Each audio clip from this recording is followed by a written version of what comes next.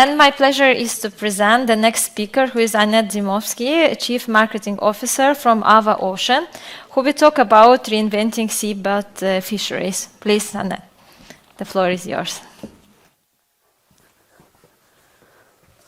Oh, it's very strong. Hello, everyone, and thank you for having me. It was super interesting to hear about the shrimp fishery tests. I wish you all the best of luck, because you're going to need it up in the Barents Sea. My name is Anette. I'm the Chief Communication and Marketing Officer for Ava Ocean. We are a small company based in Ålesund, but we have really big ambitions. I've been in the seafood industry for quite a few years, but my first time at North Fishing was actually 2 years ago. And I remember it was my second week working for Ava Ocean, and I said to my boss, Øystein, "Oh, we should so win that innovation award." And guess what? We did. So we were very, very proud to be awarded the Innovation Award at this year's North Fishing. And it makes it even more exciting for me to tell you about what we've been up to and our mission on the most exciting place on Earth, which is the bottom of the sea. So yeah. So first of all, I wanted to... make you a little bit hungry, hopefully, and remind you why we are all here. Because we sometimes, in marketing at least, we talk about the need to make seafood sexy, to entice new consumers and get people eating more seafood. And in my opinion, scallops sizzling in a pan with butter is proper food porn.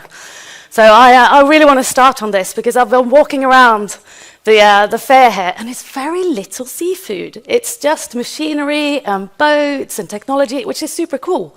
But we mustn't forget what it's all about. And that's what my presentation is all about as well. Not porn or sex or anything like that, but delicious and nutritious seafood, sustainably harvested from our oceans. So eating scallops would certainly keep me happily ever after. But I'm here to tell the story of Ava Ocean, and it deserves to be told from the beginning. And as with all good fairy tales, it starts with a once upon a time.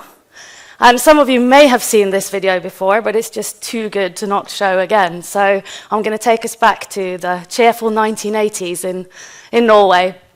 The video probably will be quite grainy on this huge screen, but we'll see.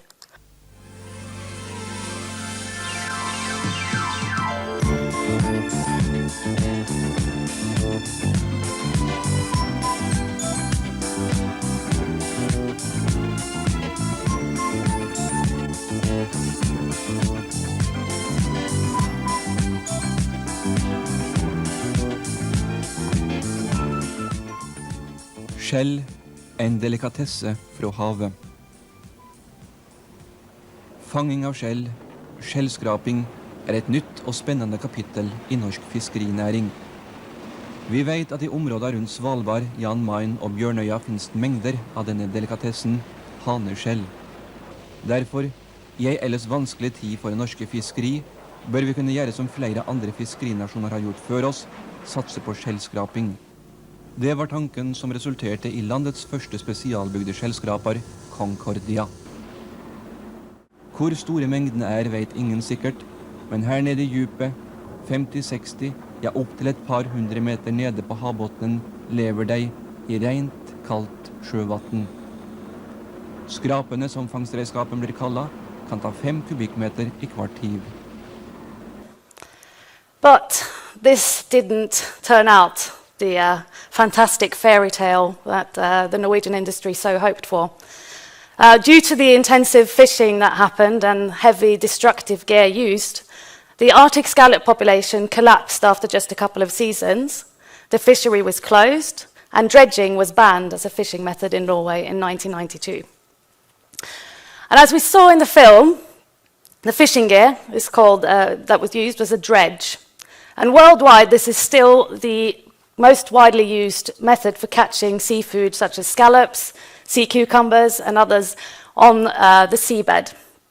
It is, though, increasingly facing criticism from environmental concerns And in many places, fisheries are facing restrictions, closures, and also lower yields because of this, the environmental impact.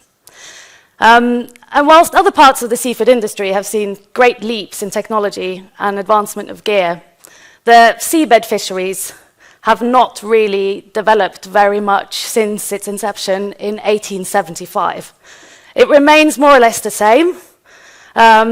Steel structures, raking the seabed indiscriminately. And that is, though, until now. So the Norwegian ban on dredging was actually an important factor for why our technology was developed here in Norway and not elsewhere. I mean, the carrot of being able to reopen a fishery that's been closed for more than 30 years is a pretty good driver for innovation.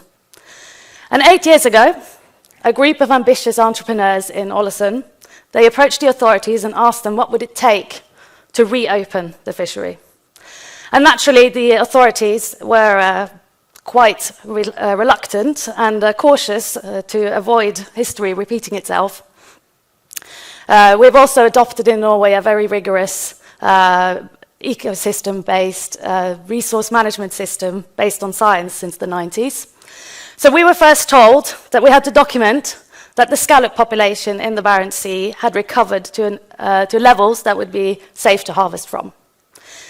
And we also had to document that we had a technology or a harvesting solution that would not damage the habitats or negatively impact the ecosystems that we were harvesting from.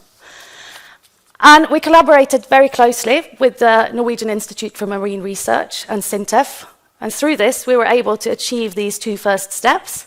And on the basis of that, we were awarded the first commercial fishing license, a 5-year research commercial fishing license, to reopen the Arctic scallop fishery in the Barents Sea. Which means we've moved on to step 3 in this list from the authorities, which is that we have to document the impact over time.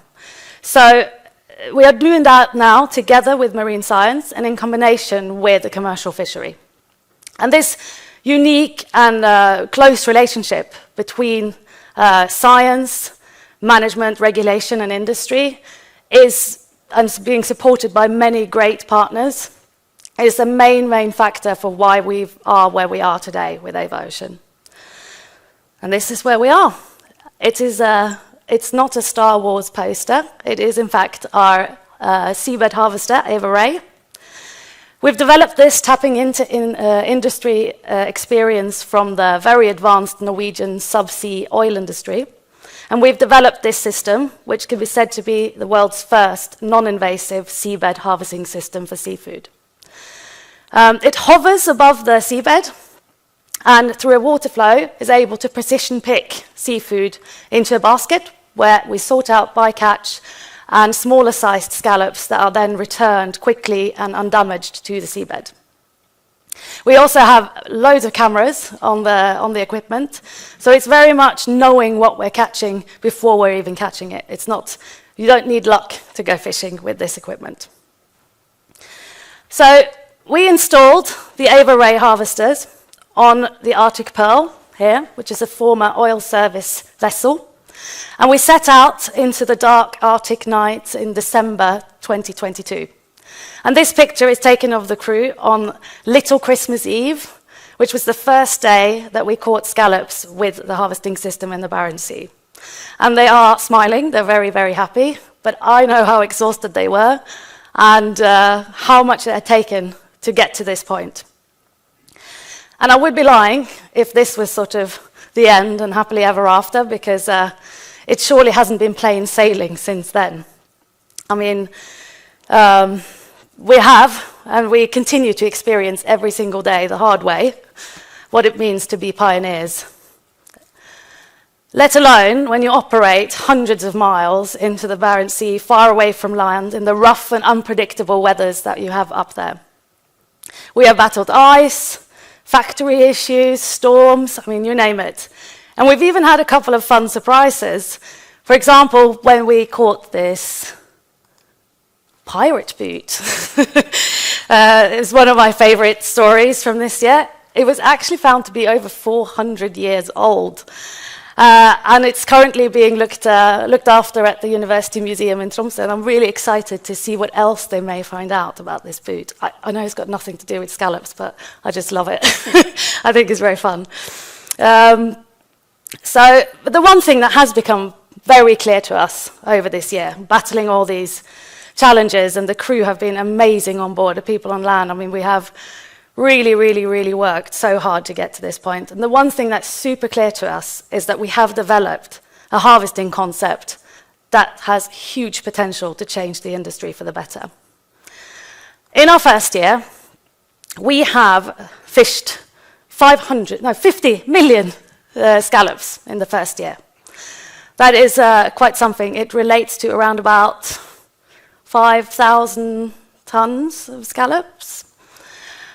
Our unprecedented impact study, together with the Marine Science Institute of Norway, is well underway. Arctic scallops has been reintroduced to the global marketplace and the Norwegian seafood export portfolio. We have had loads and loads of international attention for our solution and our fishery. We've featured in The Economist, in Forbes, and The Times, which we're quite proud of, and we hope there's going to be lots more of that. But most importantly, we have proven that we have a solution that works in the real world. And that means that beyond the fishery that we're doing in the Barents Sea at the moment, this 5-year research fishery that we're following so closely with all the data, the potential for the technology is immense and global. Transitioning industry to move away from intensive harvesting systems and over to a more sustainable solution in existing fisheries around the world for scallops or sea cucumber. We can also enable access to untapped resources and in areas or species that are not currently being fished. And we can also use the technology to harvest invasive species, such as sea urchins. We're currently doing this in a project funded by the Green Platform in Norway, in a project called Ocean Green in Tromsø, where we're restoring kelp forest through efficient harvest of sea urchins. And through this, we can promote healthy ecosystems underwater and sustainably bringing much-needed proteins to the global food supply and enabling thriving communities in coastal areas. Because this is all really important, a part of what we heard from Sintef earlier. How we interact with the seabed is of crucial importance to healthy oceans and a healthy planet. And it's rightly said that we know so little about the ocean and definitely about the bottom of the sea. But what we do know is that forests growing on the seabed are very, very efficient and more efficient than forests on land at storing CO2. And there's also a lot of carbon storages in the seabed that, if disturbed, may end up in the atmosphere.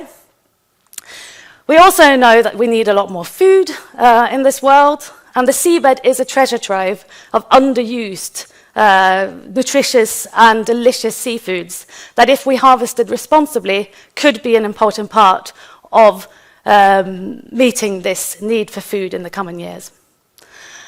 And as I'm moving towards the end of this little run-through of what we're up to, my story must end, but Ava Ocean's definitely doesn't. So I'm leaving this as the Arctic Pearl sailing off into the sunset with a to be continued.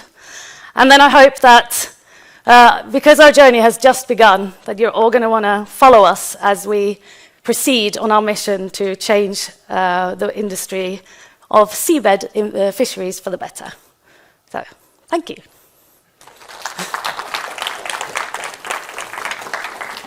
Thank you so much, Anette. Are there any questions for Anette? None? Great. Right, I have a question for you. This technology, do you think this is something that can also be used in dredging fisheries elsewhere, like, for example, in the UK? That's what we're hoping. I mean, we're currently focusing on optimizing what we're doing in the Barents Sea, but obviously our mission and goal is that this technology may be adapted to work in other locations and for other species as well. Oh, great. No questions? Right, thank you so much. Thank you.